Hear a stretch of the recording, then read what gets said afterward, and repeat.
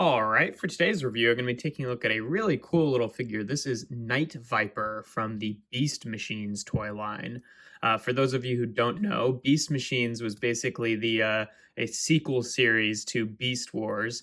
And yeah, the show was a little bit hit or miss. I like it, but I could tell with it being a sequel to Beast Wars, it does shift a lot of tones, change a lot of characters. So I don't really like it as a sequel, but as its own show, it's good enough. And the toy line also was quite hit or miss. A lot of these little basic Maximals figures I actually really like most of them. There are the funny thing about the Beast Machines toy line is that most of the toys of the show characters are just like straight up garbage, whereas all of the non-show characters and other ones are really cool little figures. And yeah, the basic class had a lot of nice little Maximals, and Night Viper is one of them, turning into one of the very few snake transformers that we've had. But yeah, it turns into a little cobra, and yeah, it works well enough. I mean, obviously, it goes from being very skinny, very skinny, very skinny to fat and chunky right here, like all of a sudden. But it works well enough, I think. Obviously, you can't like really extend it out, so it's like in full length snake mode. It doesn't really go past 90 there, but yeah, it gets the point across. I think it looks pretty good. He's got a gimmick in this mode. If you press this little yellow button here, watch his head. Whoop, just springs forward and opens his jaw. Pretty satisfying, pretty unobtrusive. It's a good little gimmick. All of the Maximals had little hidden spark crystals on them somewhere, and his is right over here. So you just flip that open, and there is the Beast Machines Maximal symbol. Of course, being a little bit different from the Beast Wars Maximal symbol. But yeah, he's really cool, and the transformation is kind of neat as well. So to transform him, you just take these sections of the, I guess, crest, crown, I don't know what you call that part of a cobra, and just untab them from this black piece here, and just fold them down. They're on ball joints, and then you kind of extend out the arms here and rotate them so the hands are pointing forward. And then these bits here, they rotate around on that hinge and then rotate up on the ball joints like that. And then you take this whole section and rotate it around, and that'll complete his arms here. Just have some fun hidden stuff that I'll get to in robot mode. And then you take the part with the cobra head, fold it up on this armature, fold up the robot head, and then fold the cobra head back, and then it makes this kind of crest behind his head. And then the really cool part about the transformation is you take this section here, pull it, and then this black piece here is actually just a loop that this is just plugged into. So it's now like loose in here. So you rotate it around, and it's rattling around in there. And then this black piece right here is shaped the same way.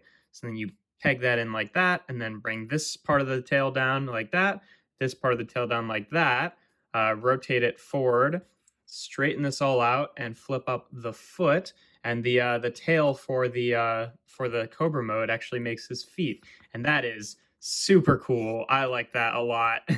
And he just ends up looking like a really cool little Maximal robot snake dude. He still has a very snaky vibe to him, but definitely changes shape a good amount. And yeah, I really like this guy's robot mode. It's really what sold me on this figure. Like, it's just cool in general that they were able to make a transformer turns into a snake.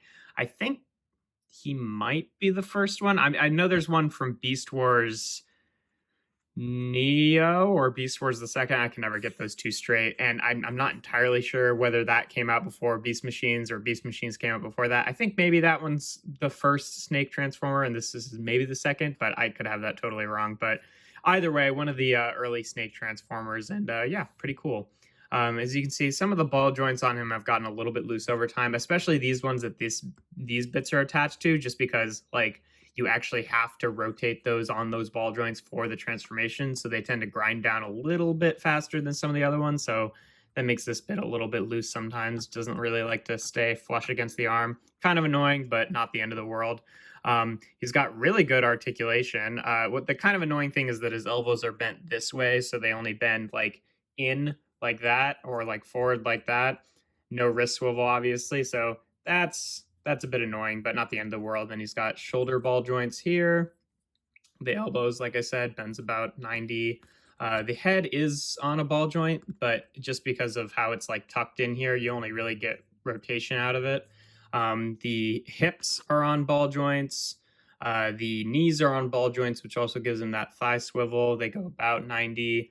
The feet can fold up and down a little bit. And then additionally, in his legs, he also has like these joints and these joints here, which like, are technically in like the middle of the shin and the thigh there. So like you can use those joints, but it kind of makes it look like he's breaking his legs a little bit. Those are really more meant for the snake mode. Then he's got a weapon in this hand. So he's got the spark crystal on this one. And then on this one, he's got this little flip out blade. And that's pretty cool. It's a cool weapon. What I kind of like to do with it is rotate it around and then rotate this section so it's kind of hovering over his hand. Makes it look like he's kind of like holding a long scythe. I think that's pretty cool.